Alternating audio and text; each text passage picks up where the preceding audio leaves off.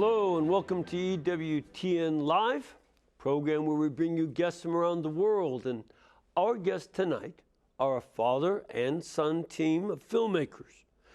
You may have seen some of their work on EWTN before, such as their 2012 Gabriel Award-winning television series called Saints Alive, as well as the hard-hitting docudrama A Wolf in Sheep's Clothing, which was about the 1960s era community organizer Saul Alinsky.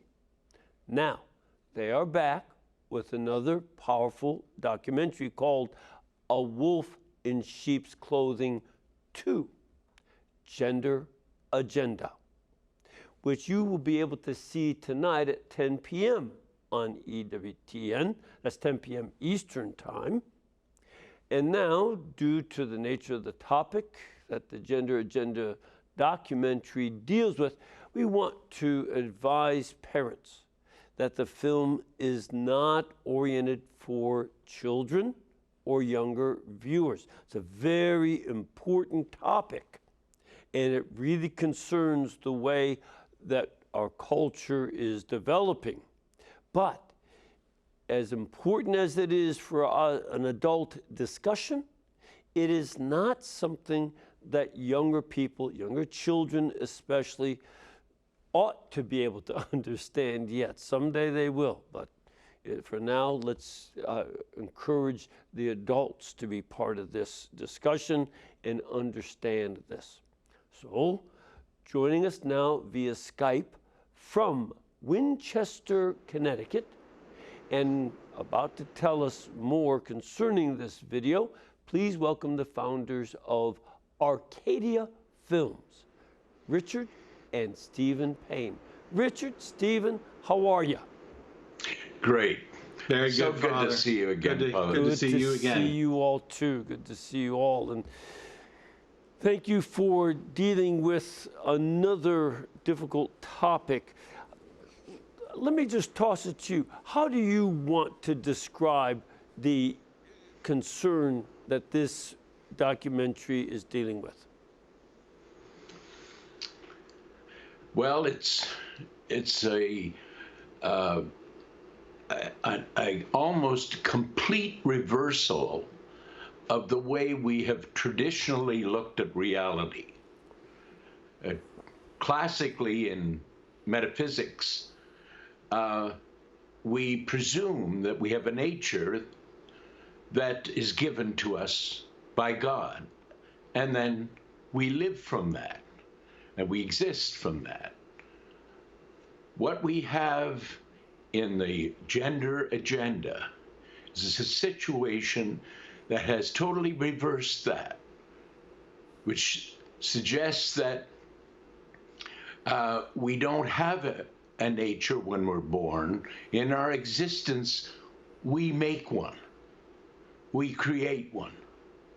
So we, in some sense, in this new era, and especially through the vehicle of socialism, we have a situation where we become as gods. And that's a theme that runs through the program. So we've taken over the role of God. And who's most threatened but children? They are the primary target of this ideology, and the end game for it is the destruction of the family. Mm-hmm. Mm-hmm. And it's something very important for us to understand, that this notion is that the human person can be reformed, not in the sense of made without sin or something, but rather constantly reshaped. Human nature is seen as akin to silly putty or clay, that you can mold it any way you wish. And the idea of taking the facts, because one key element of understanding reality is that you observe facts and data as they are. You look at things as they are. You take them on their own. Whereas in Exactly. these philosophies that have moved far away, rejecting logic, rejecting the kind of scientific basis, that, if you will, for observing the facts of reality and then coming up with theories, seeing if they work and so on. They think, no, you can reshape it. And this comes into play as regards to what it means to be a man or a woman. This is the specific area that you are discussing, that being a man or being a woman is something that is seen as completely fluid and therefore completely negotiable, up to you to figure out and design for yourself. Would that be a fair summary of your work? Exactly. And we tell about this by telling stories. And in some sense, the film is a story within a story within a story. It is the story of how we got to where we are now, the big story. But within it, we tell the story of the major progenitors of this vision in waves that have occurred from mainly the middle of the 19th century to the present.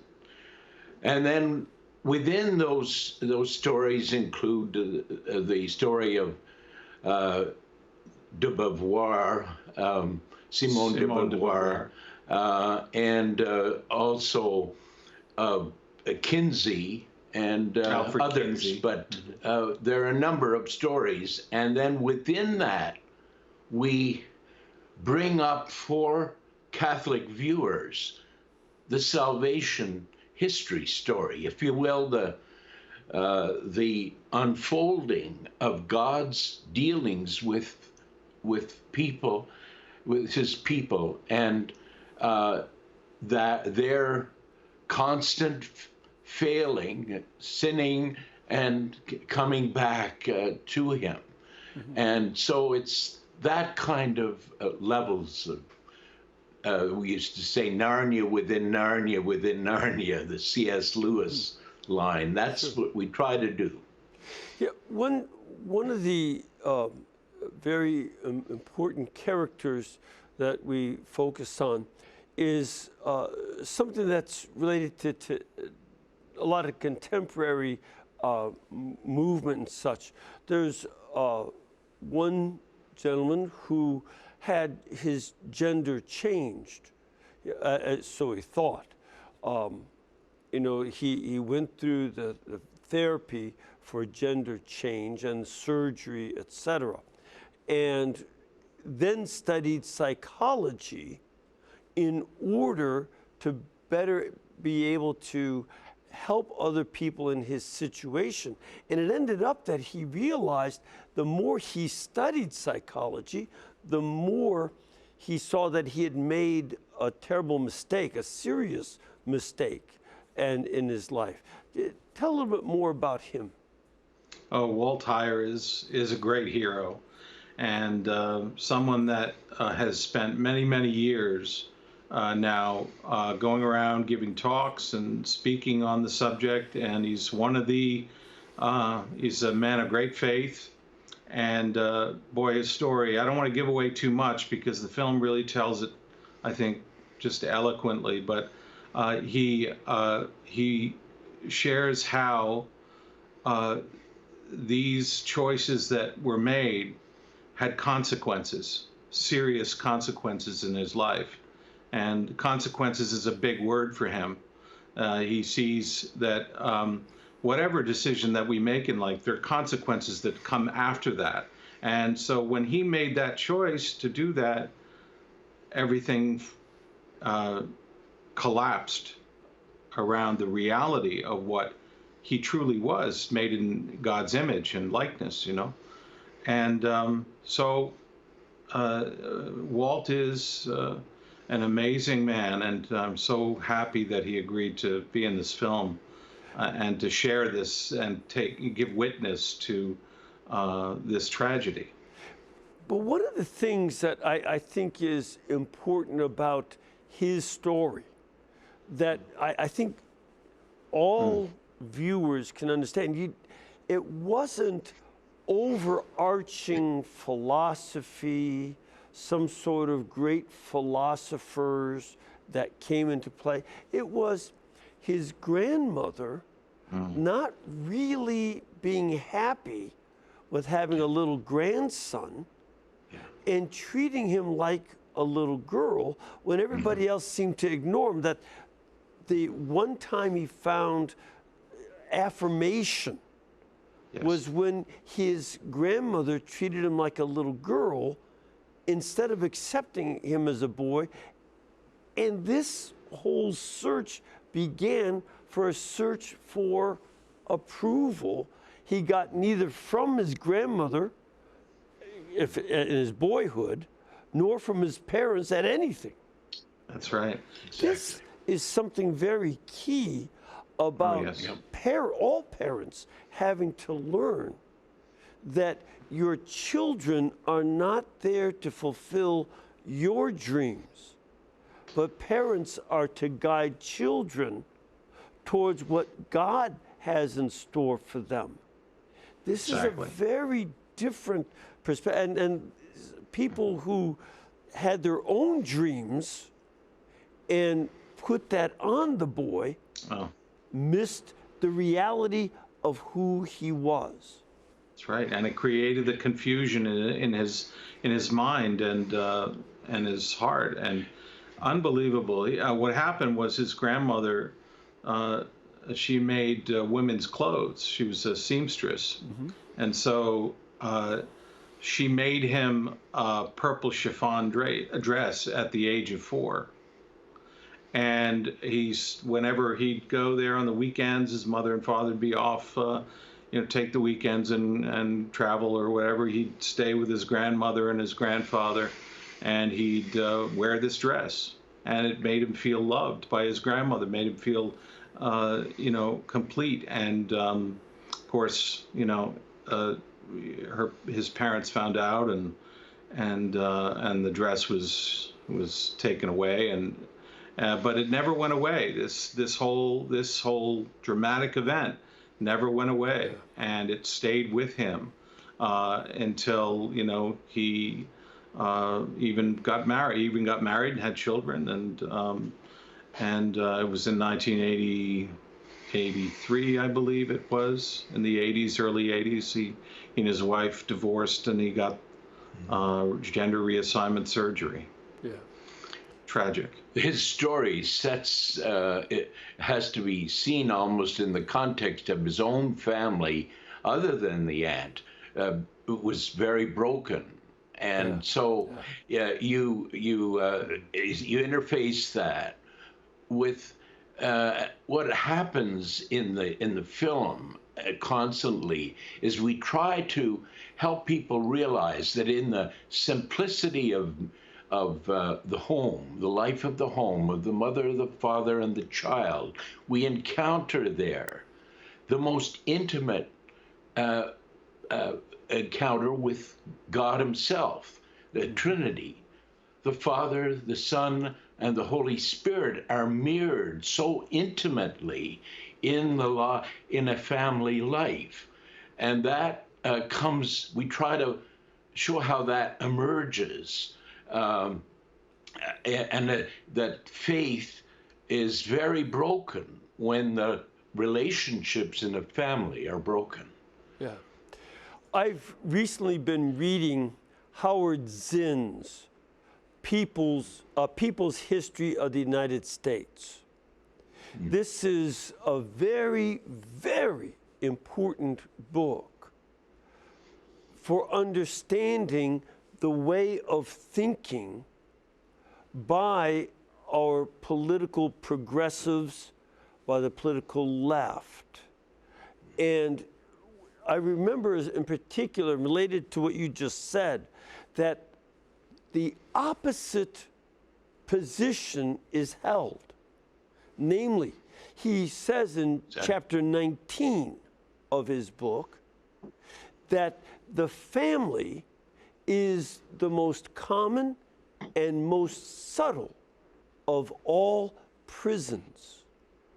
He describes the family as a prison. And certainly, I do not want to deny that in cases where there is abuse and misuse, physical aggression, it can be a very bad place. But that is not the primary experience of family. And in fact, far more often, when there is not a mother and father together raising their children, you'll be much more likely to see physical, sexual, and other kinds of abuse. It's more common when mothers and fathers are not together with their children. Yes. When parents are together, it's the safest place of all for children and women to be together. But it's when there's a brokenness that there's a problem. But for the left, we see that this is described as the most common prison. And this is the opposite of what you are saying is the reality, and what I would say. Well, it's the reality of Christ himself. He comes on earth and spends 30 years of his 33 years living in a family. Mm-hmm. Nazareth was, in order to emphasize the importance, 10-to-1 importance, in a sense, and what he is demonstrating, giving witness to, is the incredible significance of each of the relationships, and that, in some sense, Nazareth becomes a kind of school of love and truth and beauty, even for him in his humanity. He wanted to demonstrate that, and that is, in some sense, the heart of our film, is helping people come to that sensibility. And Richard, were you born in the 1940s? I was born in the 30s, believe it or not. Yes. Well, if you tell me that, I'll believe you. Actually, I was born on the day Hitler invaded Austria. Okay, there you go. So you're in the late 30s, and I'm born 10 years later in the late 40s. The reason I mention that is that when you and I were born, the family was stable. There was a lot of poverty. You were born during the Great Depression. I was born in the post-war baby boom. Yep. And there were difficulties. Life was not easy in those days by any means, but the family was still together, and it was at that time still only 4% of all children were born to unmarried parents. Now, it progressed so that by 1960, it moved up to 5%. And with the development of a number of the sexual agenda in the 1960s and 70s, it has now changed so that 52% of all children are born to parents that are not married. Now that's in our lifetime, Richard. Yep. And that's a rapid development. And it brings out where the effectiveness of this agenda, the idea that women, the bumper sticker back from the 60s, women need men like fish need a bicycle. And that is to say, not at all. And that family breakdown with no-fault divorce and a wide variety of other things, the sexual revolution, the myth of the effectiveness of birth control, all of these things have broken it down, and now we see over 50% of all children are born to unmarried parents, and that means poverty for the women and the children in particular. And the laws of protection that were there to protect women and children have been changed. And, you know, the model penal code and all of this, that we deal with that in the film. Judith Reisman, who's become our good friend, and what an incredible work she's done on Yes. Alfred Kinsey. And she tracks how everything changed after all of this was introduced. And those defenses to protect women and children were removed. Yeah. She points out how Alfred Kinsey used extremely faulty methods of research. His absolutely. research is scientifically, sociologically worthless. It's criminal. Well- It's criminal. It's Well, it's child worthless abuse. and criminal at the same Yep. time. Exactly. And it's part of a. It's Tell the part of a criminal whole, part. Well, Oh, so yeah. so Well, you explain what the you mean. criminal What part- makes it criminal? Yes. Well, he Well- basically ahead. what he did was he got all kinds of people, adults, to sign up for his program to gather research on sex, which was basically abuse of minors, abuse of children. Little children were abused for the data that he used in those two books that he created, which basically helped change the whole system in the world. And he got criminals and prostitutes, all kinds of people with very difficult backgrounds as his sample. You know, for example, he would call a woman married if she lived with a man for more than 1 year. A married woman. She'd call her a married woman. And his database for coming up with all these approaches to normalizing perverted sexuality is unbelievable. Yes. And So that folks they will- understand the nature Yeah. of the criminality.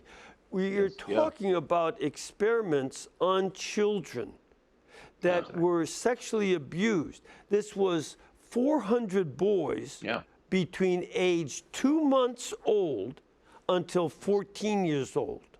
That's right. Exactly. And That's right. the question that I had after finding out this research from Judith Reisman, my question was, where was the FBI with a search warrant and a battering ram and a number of folks to go into the laboratory, seize all the records, and Exactly. arrest the people that participated in the sexual abuse of these 400, 2 months old through 2 months old. 14 years. This was totally criminal. And the basis for saying that sexual abuse of children was good for the kids, that was his conclusion. That's right. And how many of those children didn't survive because they weren't even given a chance. They were abused by their parents or their uncle or whoever signed up for this program that worked for Kinsey. But we have in the film a woman by the name of Esther White, who was one of those children. Yes. And we interviewed her, and we let her tell her story, which is heart-wrenching. You have to realize the powerful forces that were working above Kinsey, shaping what he was doing Very important. for the purposes of changing totally our criminal code of law in this country. And because Rockefeller Foundation funded Kinsey's research and funded the American Law Institute, the creation of it, so that they could release a new code of criminal law that wiped out most of the traditional laws protecting the family, especially in regard to sexuality. And so you have that. It's an incredible story. And the other reality is, it wasn't just by accident, but Kinsey himself and various associates actively went to state legislatures to lobby to change the laws regarding sexual misbehavior, to no longer call it misbehavior. Well, they funded the sending of his books out to every state and local law office. State or federal law office, so that these people were flooded with these conclusions, and the judges would begin to act based on this new criminal code that came out in the early 60s. Of course, the founder of Playboy magazine, Hugh Hefner, read his book when he was in college and said that he would become Kinsey's pamphleteer. Yes. And he did. Yeah, he had admitted that in the first edition of Playboy, back in the mid-50s, that Kinsey inspired him to start Playboy Empire. And then the Playboy, I guess called charitable fund, was was all oriented towards promoting Kinsey's work, which eventually became the basis for the sex education books in the schools, in the public school system, through an organization called SIECUS. Yes, that's right. The funding for SIECUS came from the Rockefeller Foundation. She was with Planned Parenthood as their medical director, and she came over to form SIECUS, and that was the instrument that moved everything into the schools, into so-called sexology. All planned right at the Kinsey Institute. Everything that basically, and sex ed, the whole thing through SIECUS. Yeah. And one of the things that is, I remember back in my early years of teaching, I looked at some of these sex education books that were being used in the schools. And they emphasized that there's nothing that is immoral except celibacy. And they used pictures of Catholic priests to say, and this is the kind of unhappiness that you have when you're celibate. Whereas in reality, Catholic priests as a group show a higher level of satisfaction with life and their work and career and such than the rest of the population. That's right. And so this is something that it was just disregarded any real evidence of what, say, a celibate life is like, and manufactured false evidence about sexual perversion. Now, look, we have to take a little break. We're going to come back to you in a couple minutes and continue discussing this new documentary called A Wolf in Sheep's Clothing 2, Gender Agenda. So please stay with us.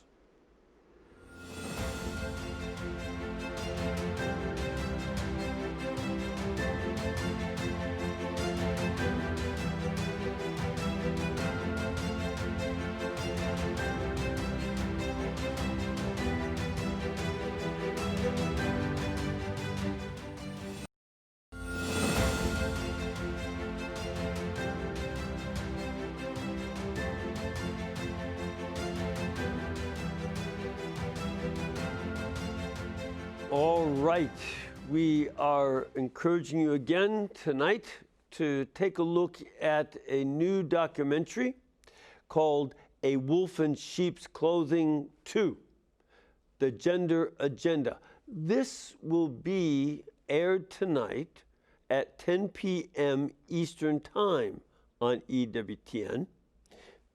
And of course, you can get a DVD copy of it at EWTNRC.com.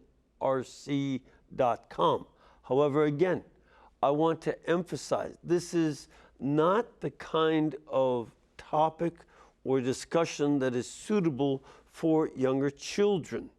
This is something that we adults have to discuss given the state of our culture and the way that an agenda about gender and the nature of being human has developed in our culture and is very much up for grabs.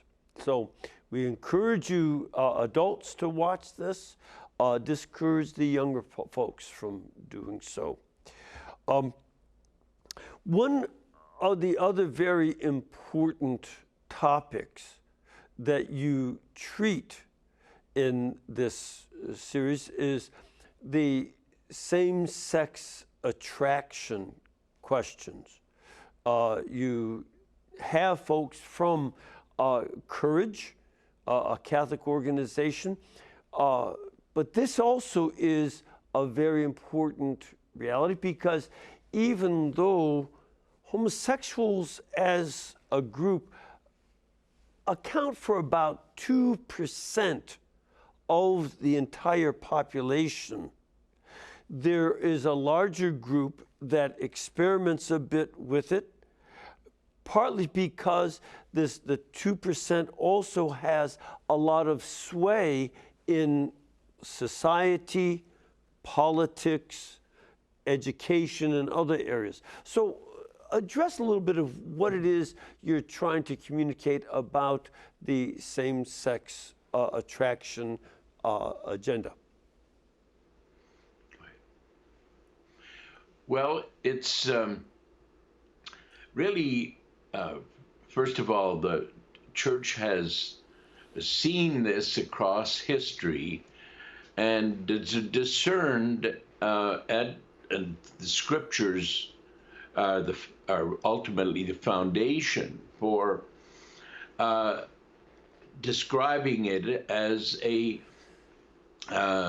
basically a dysfunctional, or really intrinsically disordered is the phrase, intrinsically disordered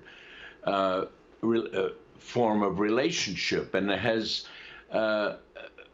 really, because of the language of that, it's only that life itself which is intrinsically disordered. And abortion would be perhaps one of the most gross forms of that. But the main thing is that the church emphasizes that we must treat with dignity the people who are experiencing that, and encourage them, using their name, to really live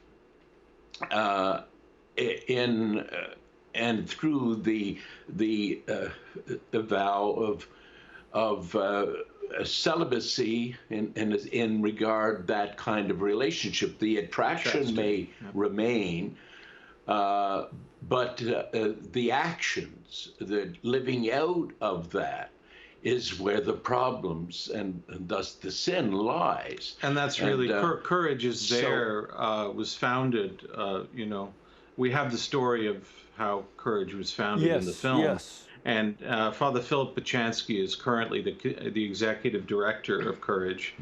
And it's a wonderful organization that helps people who suffer from this situation to strive for holiness, to strive for chastity, a life of chastity and holiness. And it gives folks that are struggling with this fellowship and to be able to deal with this together. A community. It's a community of people that have chosen to live, you know, and strive for holiness. So it's a great opportunity, I think, for people who may even be listening tonight to be in touch with Courage and Yes. to join this organization to start that life of that path of holiness, which is called for all of us. You know. I have a number of friends who have been struggling with these issues. One of them is a man named Joseph Chiambra, who has moved out of that lifestyle and has a strong sense of, you know, concern for other people living in this gay lifestyle. But one of the things he points out is that a person needs to have a sense of the discomfort, disorientation, the difficulty of living this life, and find this is not making my life happier, or it's endangering my life. And talking to some people, they find that the gay subculture endangers their health and life. And in fact, statistically and, you know, by various kinds of research, you're talking about perhaps I think the life expectancy of homosexual men is 46 and 47 for women homosexuals. This is a short lifespan. Sure. And, Yeah. and a high risk, mostly because of disease, but also high levels of suicide because of sometimes their discomfort with themselves and the way other people treat them. And treat them sometimes very horribly, including family members. And that's not right at all. There's nothing good about mistreating, disliking, denigrating, but neither is it good to encourage behavior that is high risky. There has to be this other way of true respect, and at the same time encouraging people out of that pain into a pathway that moves towards a sense of greater integrity and wholeness. Yes, Exactly. Yeah, and that's why, you know, this wonderful organization is there for people to do that, and we can't forget that the other side is Kinsey was a homosexual, and he was someone who just did not believe in the moral life. He completely rejected it, and obviously that was a source of great perversion that was spread throughout all of his colleagues that worked with him at the Kinsey Institute. They all partook in this lifestyle. He And even so what- encouraged, I don't mean to interrupt, but he even encouraged his own wife to participate Yes, in that's right. experiments with other That's right. people. Yes, with that's him right. filming. In the attic of their home, they did that. Exactly. And Yeah. it's terrible because in the end, it just destroys family life. It destroys children, the number of children that they destroyed. And we also know that the statistics show that a majority of the abuse, even in the church, that's happened is taking place within homosexual relationships, within, you know, adolescents and, you know, children. So And you make Wonder- reference, what is the source that you're using for that in the film? it's the John Jay, it's the John Jay study. Institute. John Jay Yeah, Institute. John Jay. John Jay Institute. Yeah.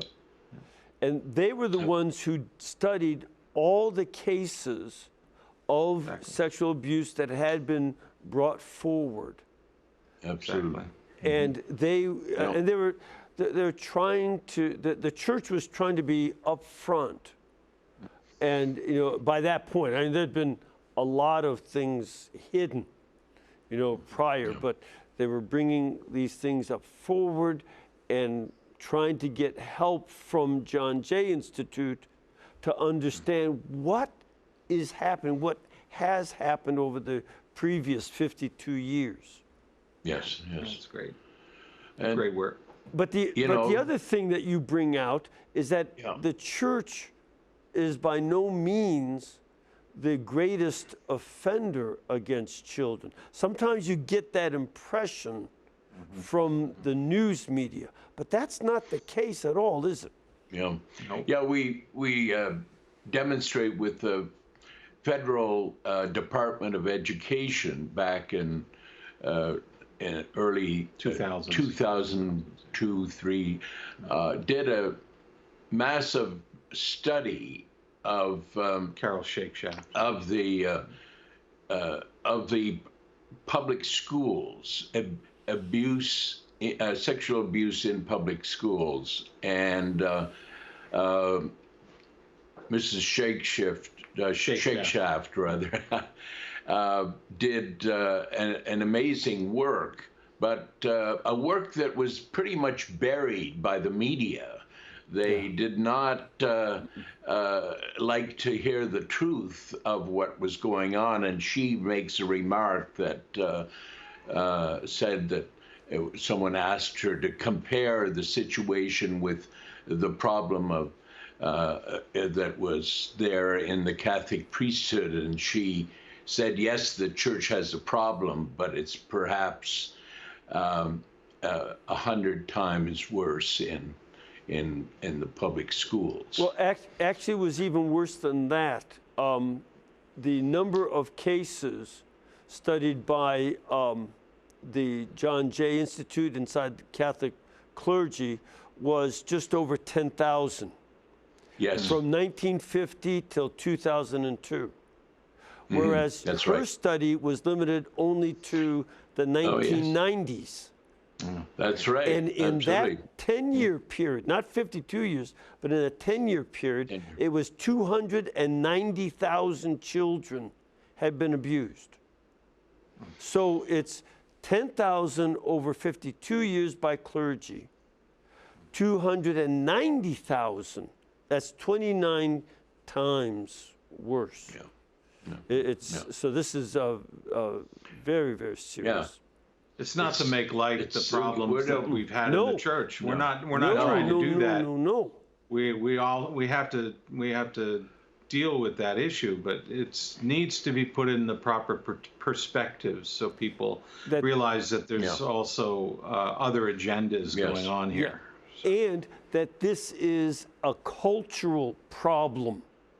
Yes. It's something that is. is not a Catholic problem. It is a cultural problem.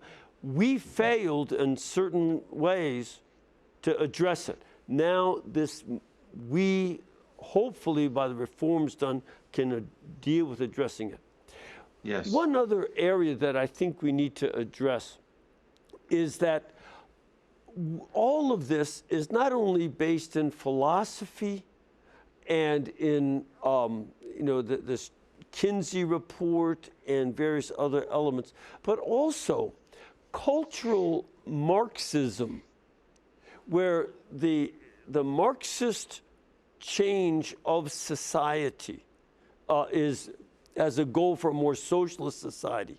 This is a factor, and I'd like to show a little clip that you have about Paul Kengor dealing with this issue in the context of the sexual agenda. The most fascinating and frustrating thing about cultural Marxism is that people don't even know what it is. And a lot of people that are pursuing those ends have no idea of it. So if you go up to somebody and say, this is really a kind of a Marcusean, Antonio Gramsci, Wilhelm Reich, sexual revolution, Frankfurt School, kind of cultural Marxist thing you're doing here, they'll look at you like you're out of your mind. Cultural Marxism today is more often referred to as critical theory. And there are many colleges in America that have critical theory programs and departments. In fact, our president of fundamental transformation, Barack Obama, went to Occidental College, which has a department of critical theory and social justice. Queer theory, phrase that they use. All of this which falls under the umbrella of critical theory. In a way, I like the phrase critical theory better than cultural Marxism, because really what they're doing is criticizing everything. And everything that at least heretofore existed as what we understood in the Judeo-Christian West as a moral absolute. This brings up some of the very basic thinking that connects all of the gender agenda to politics, economics, cultural structure, statecraft. I mean, all of that is brought into question by that critical theory or cultural Marxism. Yeah, they've done it before. You know this, Father. We've had this conversation that there was a whole homosexual community just in Russia before the revolution. And that, again, what they do is they need to destroy the morality of the people, destroy the morality of the people to change society, to take it over.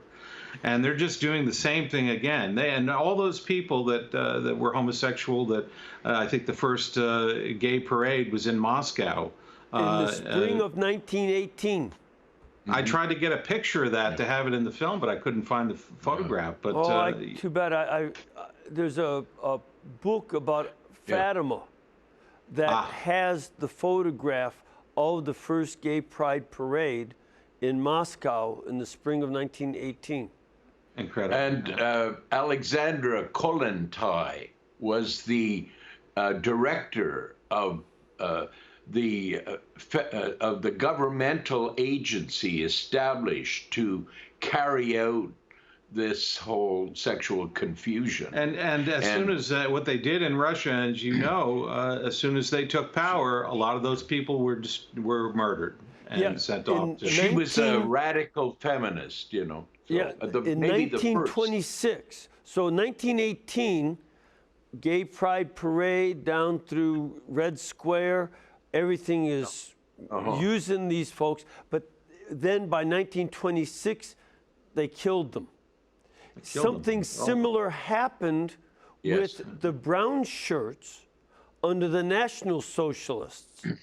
A lot of homosexuals, the head of the brown shirts in Germany was a homosexual, close friend of Hitler, the only member of the party who could call Hitler by his first name. Yes. Exactly. And yet, once Hitler came into power, he used them to attack enemies. But then, by 1935, 36, right in the mid-30s, he had all of them executed. That they were willing to use them for a while and then eliminate them when they were no longer seen as useful. This is something that is very important, that you have to be careful not to let these socialist agendas use people, because they're also liable to kill you. The gender agenda is a socialist agenda, and it's happening again right under our nose now. And people, we cannot be fooled by this. This is an agenda that is to destroy this country and the world and put it under total socialist domination. One other element, too, that brings this out, I think, where, in Soviet Union and in Nazi Germany, the use of homosexuals and then elimination. This deals with the importance of will and power over reason. I want to take a little bit of a clip by Robert Riley, who talks about this phenomenon of will over against reason. Simone de Beauvoir's paramour, Jean-Paul Sartre, gave the philosophical principle behind this that eventually devolved into the transgender self-mutilation. And that is that existence precedes essence. Now, one would have to have studied a little metaphysics to understand the consequences of such a statement. existence precedes essence means that you somehow exist without a nature. You're not anything really, which leaves you in a very precarious situation, and thus the angst of existentialism. So how do you become something if you have existence but no essence? Well, you have to obtain an essence through your own will. So what becomes paramount is will rather than reason. This is, again, we can see this is an extremely important topic that has lots of ramifications in our culture, our politics, our economics, our families, especially our families. We encourage you to watch A Wolf in Sheep's Clothing 2, Gender Agenda. This is tonight at 10 p.m. Eastern Time on EWTN, and you can also get a DVD copy from EWTNRC.com.